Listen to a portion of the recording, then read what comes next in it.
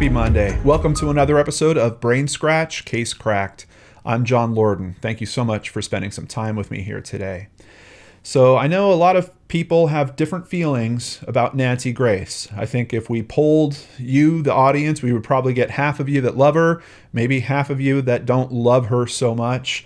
I have to say, I've seen a bit of Nancy's work, and we're going to feature a clip that might be my favorite clip in today's story in terms of her work, and really, I think, highlights something that she's good at, getting confrontational with people that might be committing crimes. As a matter of fact, when I was talking to the ladies that were on Brain Scratch last week, it's kind of a hope of theirs that at some point Nancy Grace and her team will pick up the case of Jessica Easterly and roll forward with that. And they're basically hoping that Nancy Grace can give that same type of treatment to someone that might be involved in that case. But here is a great example. This is a case that I like to call Busted by Nancy Grace. 12-year-old Charlie Bothuell V was not a happy boy. Struggling and overweight, he had lived with his mother in Detroit, Michigan until November of 2011, when he was sent to live with his father, Charles IV, his stepmother, and two step-siblings. His family hoped that the change of scenery would be good for the boy, but this fifth grader continued to struggle, and within a month of enrolling in school, Charlie was having so much trouble that his father decided he needed to be homeschooled.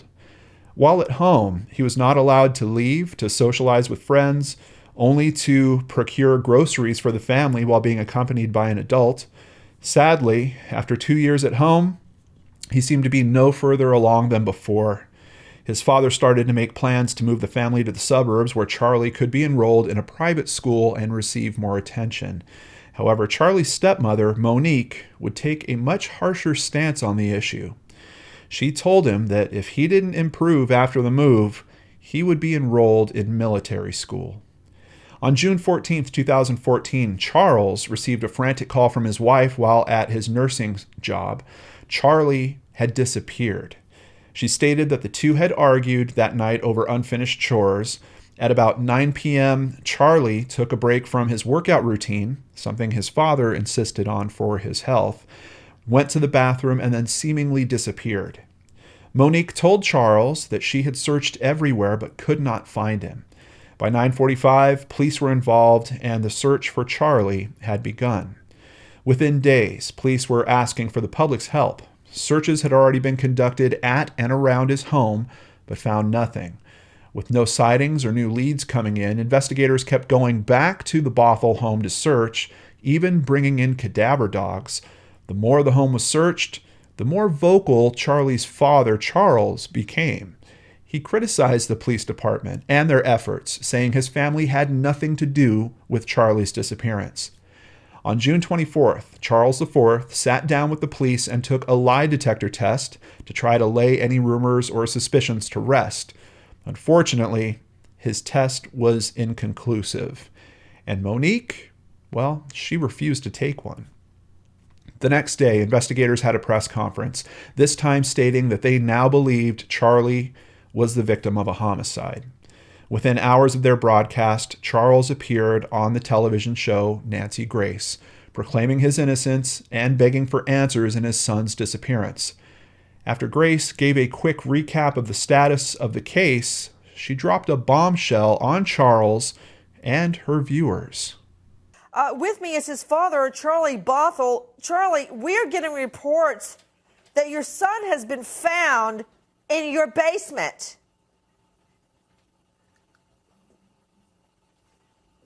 Sir? Mr. Bothuell, are What? you... Yeah, we are getting reports that your son has been found alive in your basement. What? Now, you guys know I don't like to play human lie detector, but to be perfectly honest with you, I'm not feeling great about Charles's reaction to all that.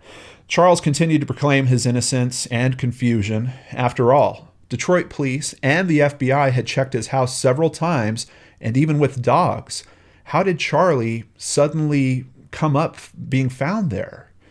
Sergeant Michael Woody, Detroit police spokesman, said at a press conference that Charlie was not in the basement when searches were conducted, otherwise he would have been found.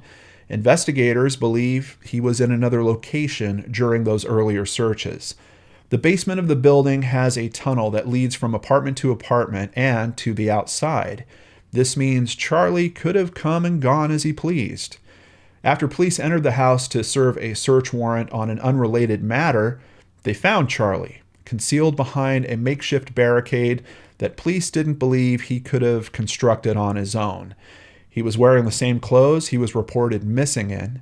When officers arrived, Charlie didn't call out or make a sound until officers found him. They reported that he was nervous but excited, and while hungry, appeared to be fine. By the time Charles reached his home, police had taken his son to a nearby hospital for evaluation and treatment, and had arrested his wife. Monique was on probation for a previous concealed weapons charge.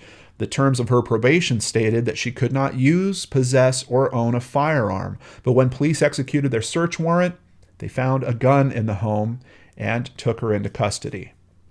She would be bailed out and was ordered to wear a GPS tether at all times. Also, due to the current circumstances, Charles and Monique's other two children, aged 4 and only 10 months, were taken by Child Protective Services. In the future, they would only be allowed supervised visitation.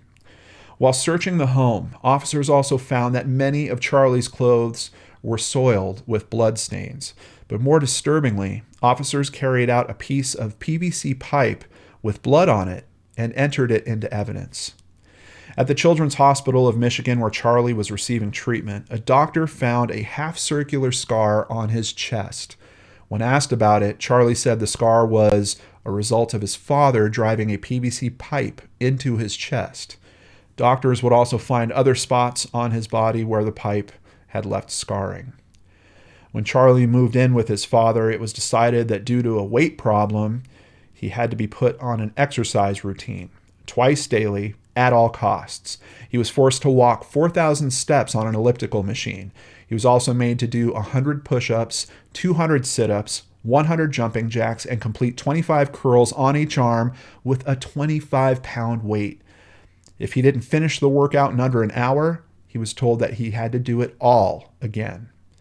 The physical abuse manifested in several ways. His father would discipline him with a PVC pipe, sometimes to the point that Charlie was too sore to sit or to walk. His stepmother would also punch him and tell him, "I can make you disappear."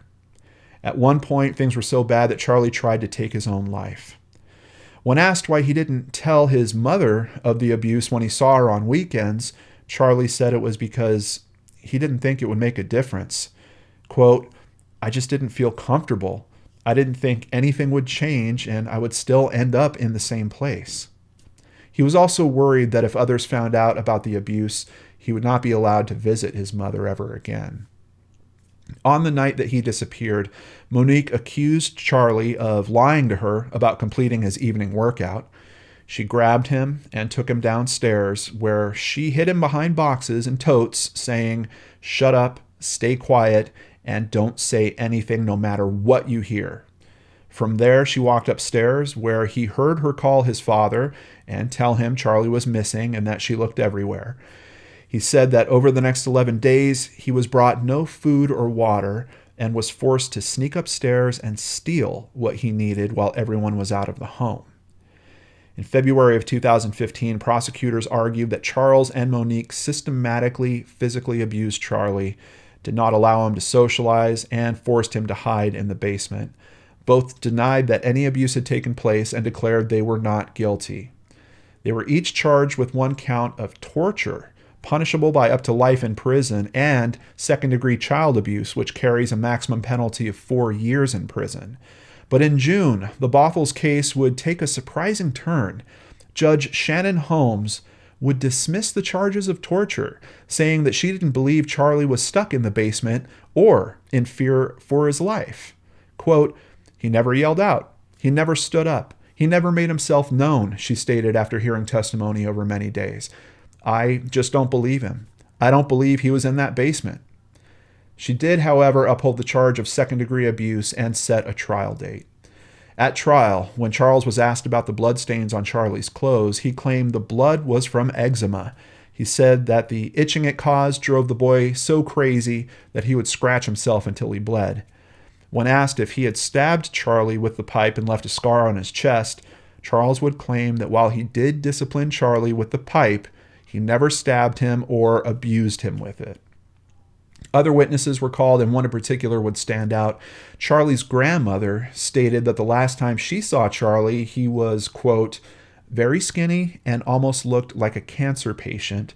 He had marks all over his arms and chest. On January 19th, 2016, all proceedings were brought to an end when Charles took a plea deal. He pled to a misdemeanor charge of fourth-degree child abuse in exchange for removal of the second-degree charge. He was sentenced to 18 months of probation and anger management classes and told he could have no contact with his son. Monique Dillard-Bothuell would accept a plea deal as well. Even though the details were not made public, it is known that she was offered no jail time and her record would be cleared after 6 months if she stayed out of legal trouble. Was Charlie held in his basement against his will for 11 days, or did he run away so that he could eventually be taken back to his mother's?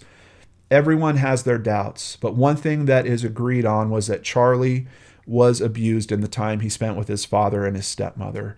The scars on his body will always be there, as will the trauma that this abuse left in its wake. Case cracked. I would like to thank USA Today, The Washington Post, The New York Post, ABC News, CBS News, Detroit Free Press, Wikipedia, The Daily Mail, and Click on Detroit for information contributing to today's story. Of course, I have to give the biggest thank you to the amazing Christy Arnhart for researching and writing up today's case. Now, she did tell me in her research she found a lot of inconsistencies. The stepmother said that she and Charlie argued over chores, and then it was about not completing his workout. She said that he disappeared because he was afraid of what his father would do when he got home, but also then stated that he just disappeared.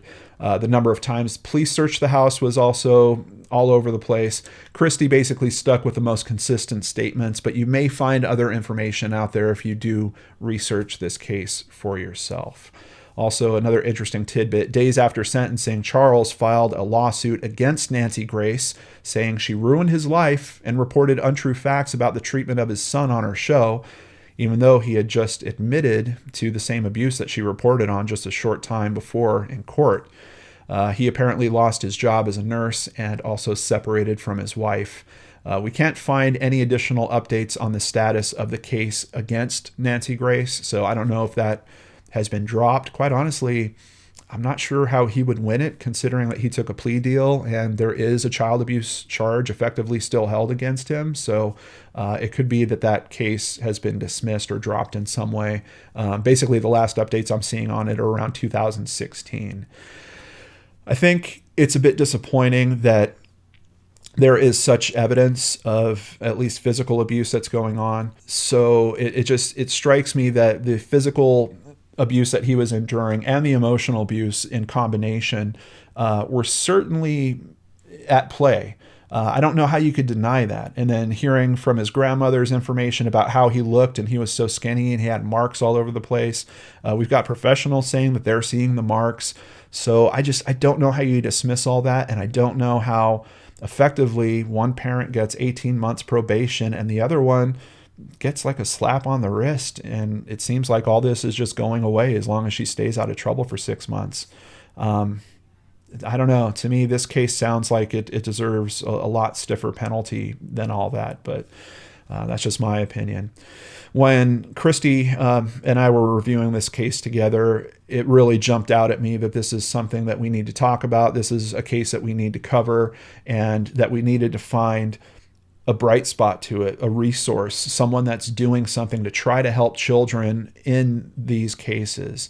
And I did some searching and I found out about the ChildHelp National Child Abuse Hotline. They serve the US and Canada. That hotline is staffed 24 hours a day, 7 days a week with professional crisis counselors. They also work with interpreters, so they can provide assistance in over 170 different languages. The hotline offers crisis intervention, information, and referrals to thousands of emergency, social service, and support services. All calls there are confidential. Bottom line, they are there to answer the call for kids that are in situations like this. To learn more, please visit www.childhelphotline.org. And if you need help, you can call 1-800-4-A-CHILD. And if you just want the numbers on that, that translates out to 1-800-422-4453. Now, you can also text that number if you want to make sure that no one is listening in on you talking to someone about this.